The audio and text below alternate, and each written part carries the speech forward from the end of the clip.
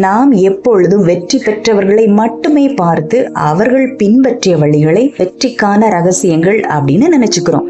ஆனா அதே வழியை பின்பற்றி தோற்று போனவங்களை நாம கவனிக்கிறதே இல்லை. உதாரணமா, ஒரு தேர்வில் வெற்றி பெற்றவர், நான் அதிகாலை 4 மணிக்கே எழும்பி படித்ததால் தான் வெற்றி பெற்றேன் அப்படின்னு சொல்லுவாரு.